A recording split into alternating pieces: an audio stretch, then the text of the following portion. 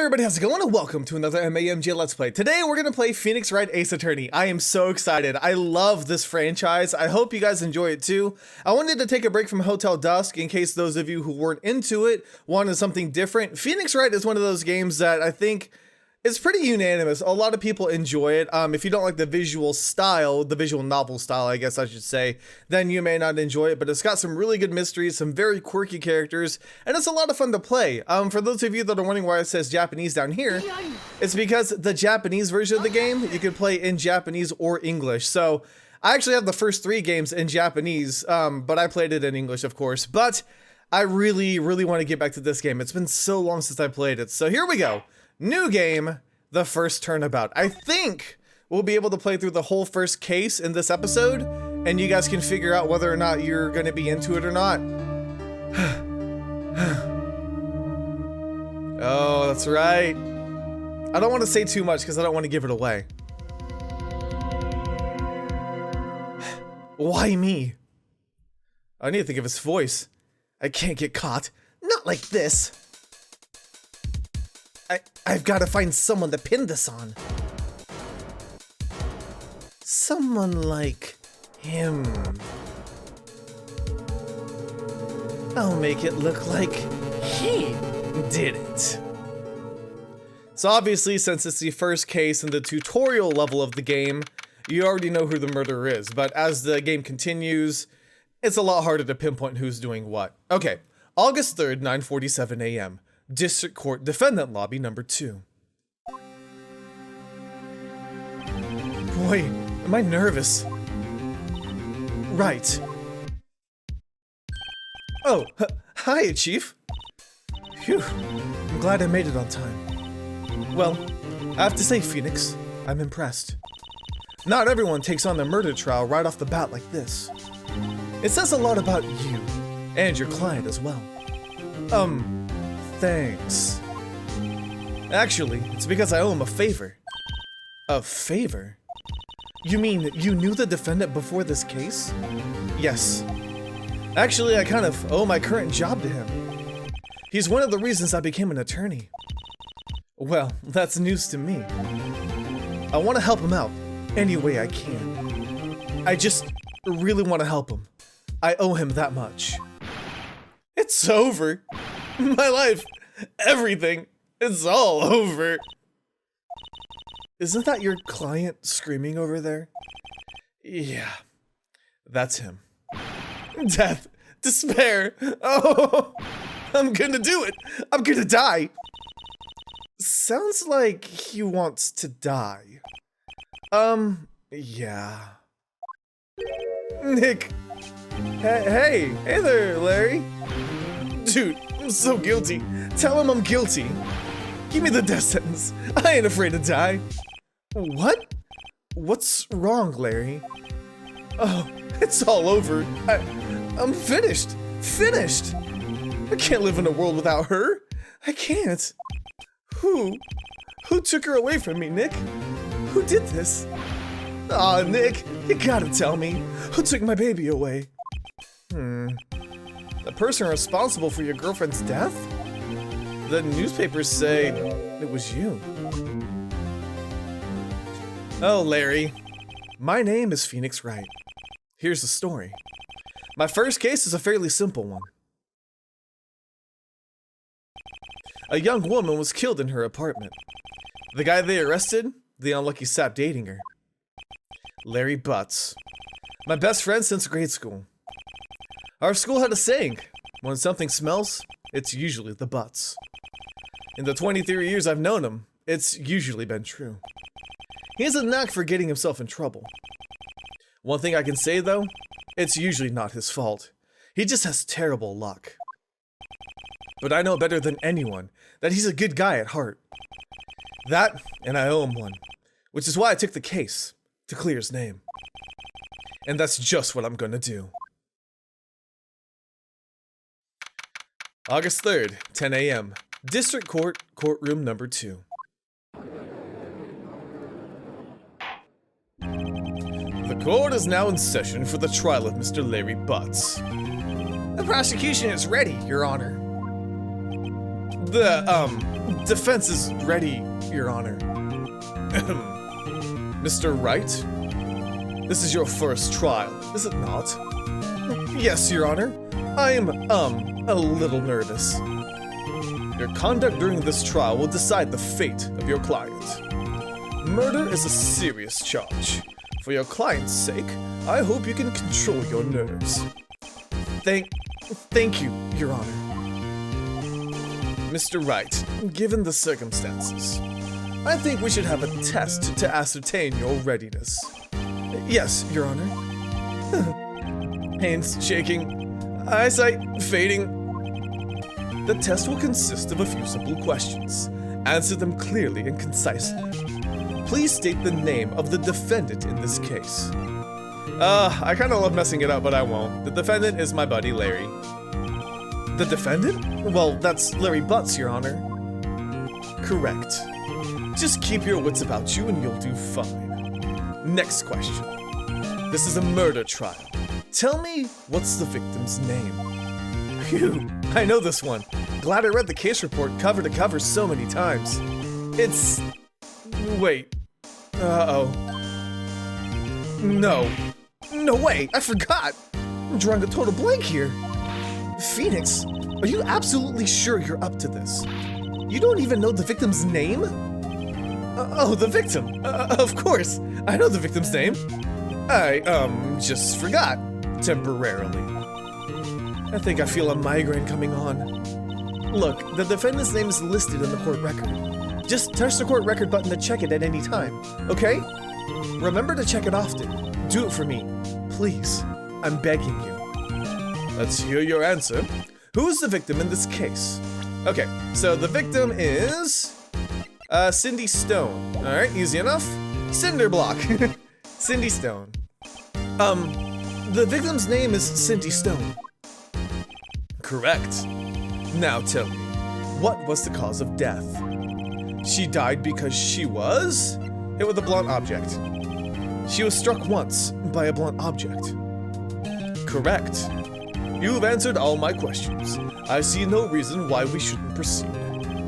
You seem much more relaxed, Mr. Wright. Good for you. Thank you, Your Honor.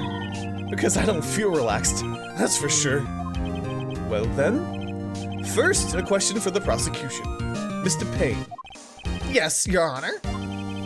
As Mr. Wright just told us, the victim was struck with a blunt object. Would you explain to the court just what that object was? The murder weapon was a statue of the thinker. It was found lying on the floor next to the victim. I see. The court accepts this into evidence. Alright, so we got the statue. Now, right. Be sure to pay attention to any evidence added during the trial. That evidence is the only ammunition you have in court. Touch the court record button to check the court record frequently. We got this. I'm good. I'm a professional. Alright, Mr. Payne, the prosecution may call its first witness. The prosecution calls the defendant, Mr. Butz, to the stand. Chief, what do I do now? Pay attention. You don't want to miss any information that might help your client's case. You'll get your chance to respond to the prosecution later, so be ready. Let's just hope he doesn't say anything unfortunate. Uh-oh. Larry gets excited easily. This could be bad. Ahem. Mr. Butz, is it not true that the victim had recently dumped you? Hey, watch it, buddy. We were great together. We were Romeo and Juliet, Cleopatra and Mark Antony. Didn't they all die? I wasn't dumped. She was just wasn't taking my phone calls or seeing me, ever. What's it to you anyway? Mr. Butz, what you describe is generally what we mean by dumped. In fact, she had completely abandoned you and was seeing other men. She had just returned from overseas with one of them the day before the murder. What do you mean, one of them? Lies. All of it. Lies. I don't believe a word of it. Your Honor, the victim's passport. According to this, she was in Paris until the day before she died. Okay. Indeed. She appears to have returned the day before the murder. Dude, no way. The victim was a model, but didn't have a large income. It appears that she had several sugar daddies. Daddies? Sugar? Yes, older men who gave her money and gifts. She took their money and used it to support her lifestyle. Dude. We can clearly see what kind of woman this Miss Stone was. Tell me, Mr. Butz, what do you think of her now? Right. I don't think you want to answer that question. Yeah, Larry has a way of running his mouth in all the wrong directions. Should I? Let's stop him. My client had no idea the victim was seeing other men. That question is irrelevant to this case. Oof. Dude, Nick, what do you mean irrelevant? That cheating she-dog. I'm gonna die. I'm just gonna drop dead. Yeah, and when I meet her in the afterlife, I'm gonna get to the bottom of this. Really then, let's continue with the trial, shall we? I believe the accused's motive is clear to everyone. Yes, quite. Oh boy, this is not looking good. Next question. You went to the victim's apartment on the day of the murder, did you not? Well, did you or did you not? Well, maybe I did, and maybe I didn't. Uh-oh, he went. What do I do? Have him answer, honestly. I know. I'll send him a signal. Tell the truth. Yeah. I was there. I went. No point in lying about it. I mean, it's fact. Order. Well, Mr. Butz? Dude, chill. She wasn't home, man. So, like, I didn't see her. Your Honor, the defendant is lying. Lying? The prosecution would like to call a witness who can prove Mr. Butz is lying. Well, that simplifies matters. Who is your witness? The man who found the victim's body, just before making the gruesome discovery. He saw the defendant fleeing the scene of the crime. Order! Order in the court! Mr. Payne, the prosecution may call its witness. Yes, Your Honor. This is bad. On the day of the murder, my witness was selling newspapers at the victim's building. Please bring Mr. Frank Sawhit to the stand. Oh, Mr. Sawhit. I don't know what kind of voice I want to give everybody yet. Mr. Sawhit, you sell newspaper subscription. Is this correct? Oh, yes. Newspapers, yes. Mr. Sawhit, you may proceed with your testimony. Please tell the court what you saw on the day of the murder. I love the music in this game, too. Here we go. I was going door to door, selling subscriptions when I saw a man fleeing an apartment. I thought he must be in a hurry because he left the door half open behind him. Thinking it was strange, I looked inside the apartment. Then I saw her lying there, a woman, not moving, dead. I quailed in fright and found myself unable to go inside. I thought to call the police immediately. However, the phone in her apartment wasn't working. I went to a nearby park and found a public phone. I remember the time exactly. It was 1 p.m. The man who ran was, without a doubt, the defendant sitting right over there. Alrighty. Larry, why didn't you tell the truth? I can't defend you against a testimony like that. Incidentally, why wasn't the phone in the victim's apartment working? Your Honor, at the time of the murder, there was a blackout in the building. Aren't phones supposed to work during a blackout? Yes, Your Honor. However, some cordless phones don't function normally. The phone that Mr. Sawhit used was one of those. Your Honor, I have a record of the blackout for your perusal. Alright, so we got the blackout record now? Now, Mr. Wright. Yes, Your Honor. You may begin your cross-examination. Cross-examination? Your Honor? Alright, Wright. This is it. The real deal. What exactly am I supposed to do? Why, You exposed the lies in the testimony the witnesses gave. Lies? What? She was lying? Your client is innocent, right? Then that witness must have lied in his testimony. Or is your client really guilty? How do I prove he's not? You hold the key. It's in the evidence. Compare the witness's testimony to the evidence at hand. There's bound to be a contradiction in there. First, find contradictions between the court record and the witness's testimony. Then, once you found the contradicting evidence, present it and rub it in the witness's face. Okay. Touch the court record button to point out any contradictions in the testimony.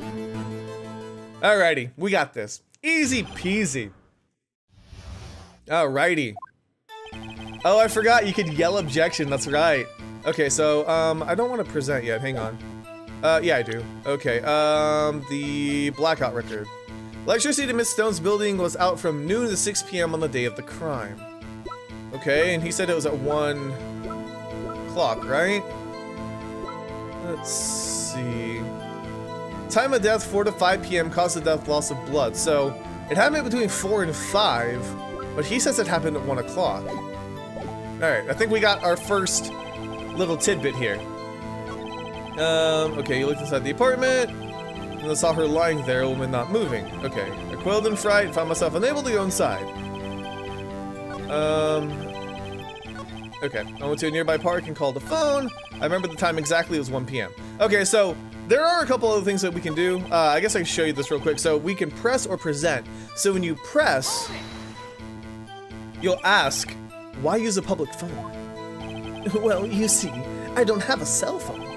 And being the middle of the afternoon, there was no answer at the nearby apartments. Right. What time did you call again? So that's what you can do with pressing.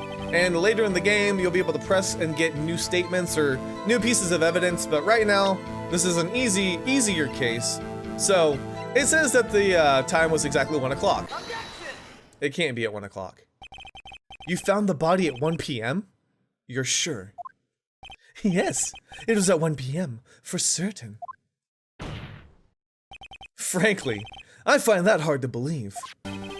Your statement directly contradicts the autopsy report. The autopsy notes the time of death at sometime after 4 p.m. There was no body to find at 1 p.m. How do you explain this 3-hour gap? Oh, that! This is trivial. The witness merely forgot the time.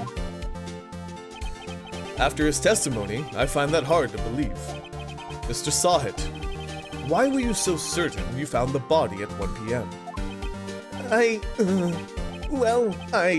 Gee, that's a really good question. Great job, Wright. Way to put him on the spot. That's all you have to do. Point out contradictions. Lies always beget more lies. See through one, and their whole story falls apart. Wait, I remember now. Would you care to give your testimony again? Alright, so what you gonna do now? The time of discovery. You see, when I found the body, I heard the time. There was a voice saying the time. It was probably coming from the television. Oh, but it was 3 hours off, wasn't it? I guess the victim must have been watching a video of a taped program. That's why I thought it was 1 p.m. Terribly sorry about the misunderstanding. Nah. I see. You heard a voice saying the time on the taped program. Mr. Wright, you may cross-examine the witness. Right. You know what to do. I've got this one. Alrighty. The time of discovery. So again, we know that he is lying.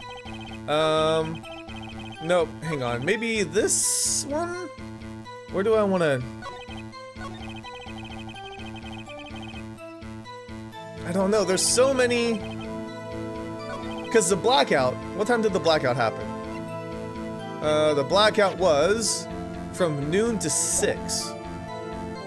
So she couldn't have been watching TV. I think this is fine. Yeah, I think we're good. Hold it right there. The prosecution has said there was a blackout at the time of the discovery, and this record proves it.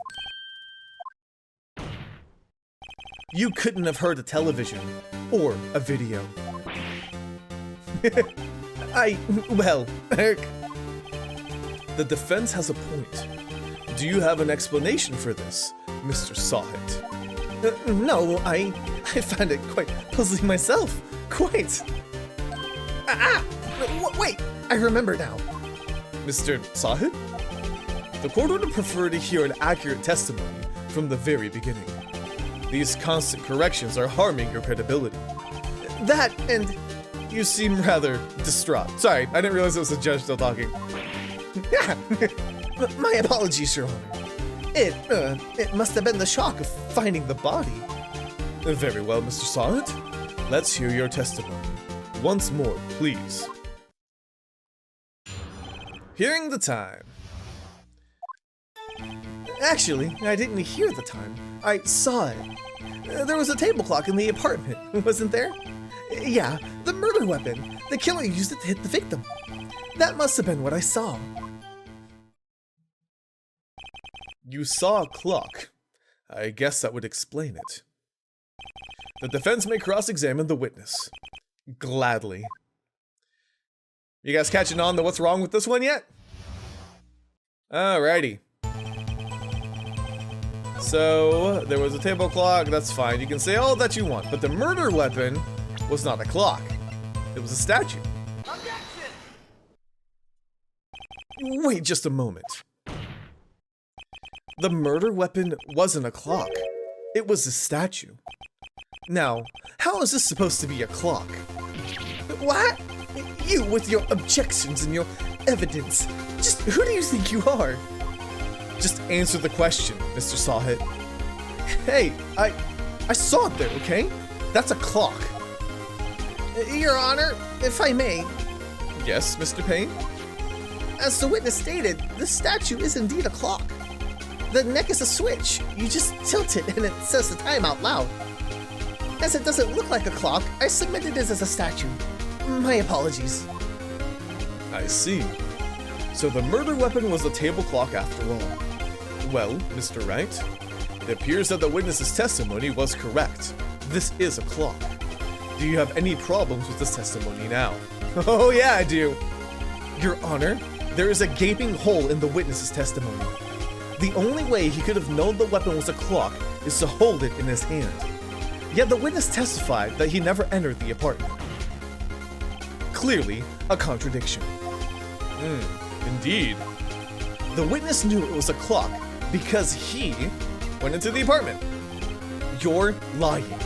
You went inside the apartment on the day of the murder. Oh yeah? Prove it. Prove I went in there.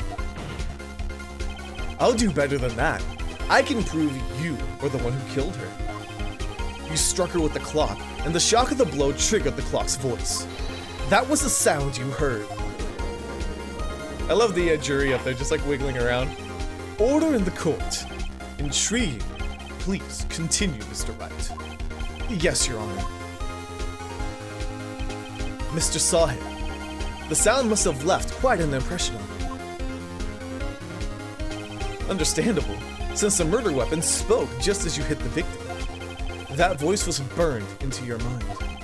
That's why you were so certain about the time. What's the meaning of this? This is all baseless conjecture. Baseless? Just look at the witness's face. Would the witness care to elaborate? Did you strike the victim with the clock? That day, I never, look, the clock, I heard, no, I mean, I saw. Oh, I forgot about that. Shut up, I hate you. It was him, I tell you, it was him. He killed her, and he should burn, give him death. Oh, he threw his toupee at Phoenix.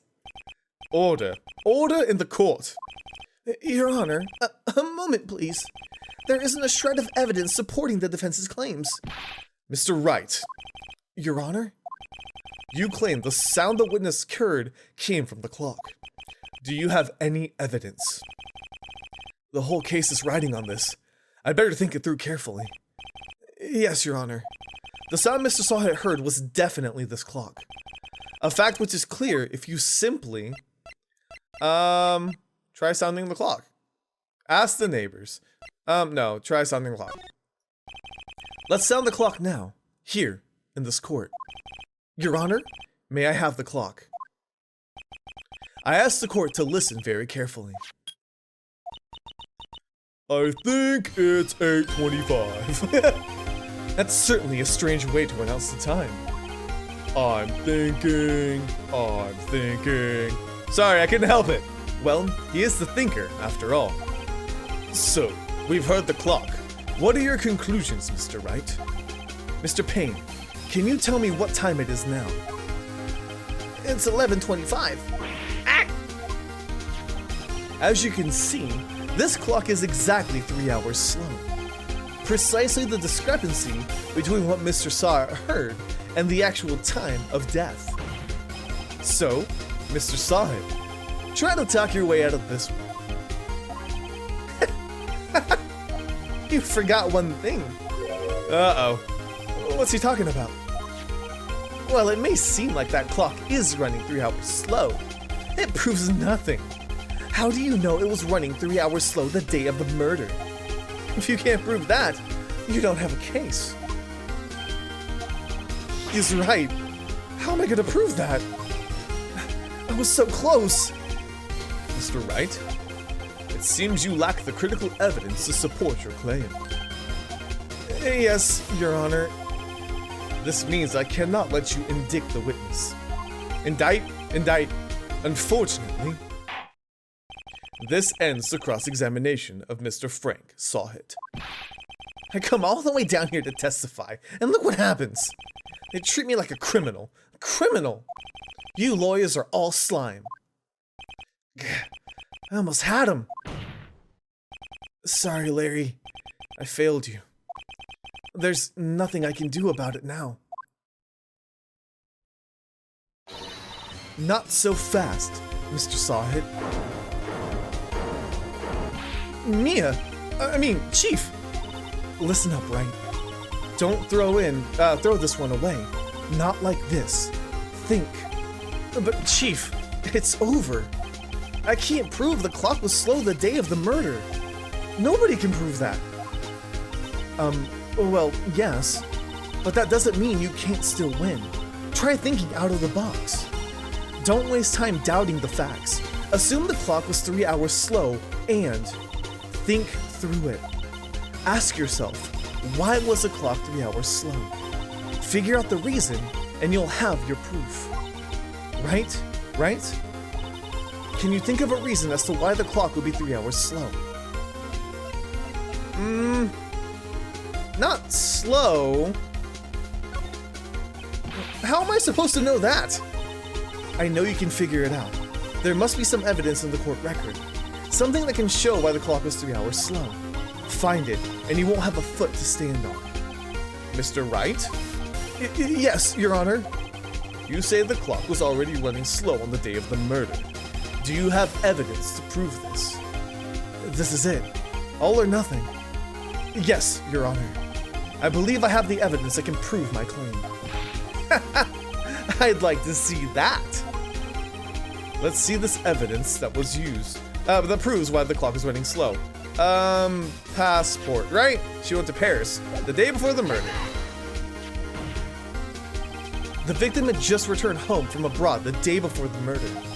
As we all know, the time difference between here and Paris is 9 hours. When it's 4 p.m. here, it's actually 1 a.m. the next day there. The clock wasn't 3 hours slow, it was 9 hours fast. The victim hadn't reset her clock since returning home. That's why the time you heard when you struck her dead in her apartment was wrong. Proof enough for you? Mr. Saw It? Or should I say, Mr. Did It? Nick. Oh god, he's foaming at the mouth. Nailed it. Order! Order, I say! Why did I sound like Yosemite Sam there for a second? I'm sorry. I don't know what I'm gonna do with the voices yet. Well, the case has certainly turned out differently than we all expected.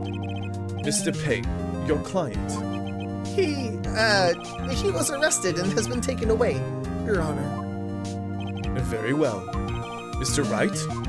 Yes, Your Honor. I have to say, I'm impressed.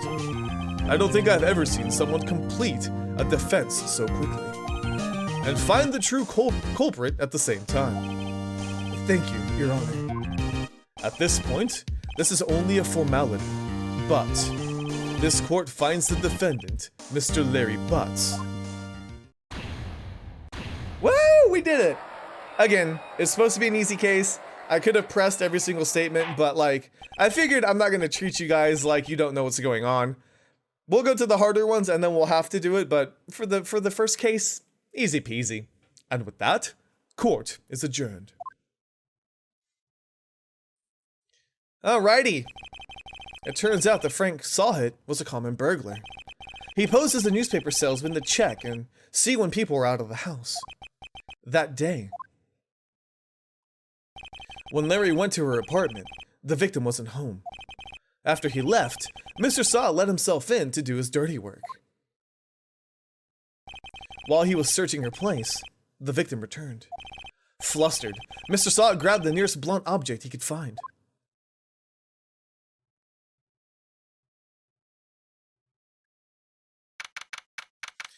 That's exactly what happened. So he was pretending to be a salesman so that he could put newspapers in everybody's mailboxes, and then if the newspapers weren't taken out after a certain period of time, that means that they weren't home or they were on vacation. Phew. I still can't believe we won. Right. Good job in there. Congratulations. Thanks, Chief. I owe it all to you. Not at all. Not at all. You fought your own battles in there. It's been a while since I've seen a trial end on such a satisfying note. I've never seen the Chief looking this happy. If she's this glad, imagine how Larry must feel. My life is over. Larry, you're supposed to be happy. What's wrong now? Aw, Nick. Don't worry about me. I'll be dead and gone soon. Good. Wait, no, I mean bad. Bad, bad, bad. Larry, you're innocent. The case is closed. But my Cindy Wendy's gone, man. Gone forever. Larry, she was a... Nah, never mind. Congratulations, Harry. Harry? Yes, you. I can practically see the headlines now. Harry Butz, innocent. Thanks. I really owe you one. I won't forget this, ever. Let's celebrate. Dinner? Movie? My treat. Oh, no. I couldn't. Hey, I was the one who got you off the hook. Oh, hey. Here, take this. It's a present. A present? For me. Wait, wasn't this the evidence that... Actually, I made this clock for her. I made one for her and one for me. Really? You made this. Well, thank you. I'll keep it as a memento. Yo, Nick, can you believe it? I was so into that chick. And she was just playing me for a fool. Doesn't that make you just want to cry? Larry, are you so sure? Excuse me? I think she thought quite a lot of you, in her own way. Nah, you don't gotta sympathize with me. It's okay. Oh, I'm not just sympathizing. Really. Isn't that right? Right? Don't you have something you want to show your friend? The middle finger? Something that proves how she felt about him. Huh? Oh, yeah, right. What the heck is she talking about? I don't remember. Let's see. I think it's just the thinker itself. Check this out, Larry. Proof positive you weren't just some chump to her. Huh? Where'd you get that clock? This is a clock you made for her, Larry. She took it with her when she traveled. She probably just needed the clock. That's all. You think so? It's a pretty heavy clock to take traveling. Well, make of it what you will. Hey, Nick. I'm glad I asked you to be my lawyer. Really, I am. Thanks. Hope that made him feel a little better. Right? I hope you see the importance of evidence now. Also, hopefully you realize things change depending on how you look at them. People, too. We never really know if our clients are guilty or innocent. All we can do is believe in them. And in order to believe in them, you have to believe in yourself. Right. Listen, learn, grow strong. Never let go of what you believe in. Never. Well, I think our work here is done. Shall we be off? Yeah, I guess so. Say, how about dinner on me? We'll drink a toast to the innocent Butz. Yeah! Oh, speaking of Harry, you were saying part of why you became a lawyer was because of him. Yeah, part, at least. You'll have to tell me more about it sometime. Maybe over drinks. And so, my first trial came to a close. Larry slapped me on the back and said, "Gee, Nick, it's good to have friends." But I'm pretty sure he's not gonna pay me, unless you count the clock he gave Mia. I didn't know it then, but that clock was soon gonna be at the center of another incident. My promise to tell the chief about me and Larry would be one promise that I wouldn't be able to keep. The end. Okay, so again, that was supposed to be a shorter video, or a shorter trial. I'm not going to start the next video because, like, that's such a good place to stop it that, you know, I'll be okay. And I think you guys will enjoy it for what it is. But, yeah. So we're going to go ahead and save here. And that is going to be it for our first episode of Phoenix Wright. I'm really excited. Hopefully I'll figure out something better for the voices. I'm sorry, but we'll get something sorted out. But anyways, let me know what you guys think. Did you enjoy Phoenix Wright? Man, I love it. I love it so much. Hopefully you guys too. But either way, thank you guys so much for watching. Let me know if you enjoyed. I'll see you guys on the next MAMJ. Let's play. You got yourself quite a series of hideouts done. You make them all yourself? Nope. Yeah? And who did? And why? None of your business. Time to come clean. You're gonna tell me everything you know. Start talking. Alright, I hear you. But just the two of us. I aim to talk at you alone. Louis, take Mila upstairs.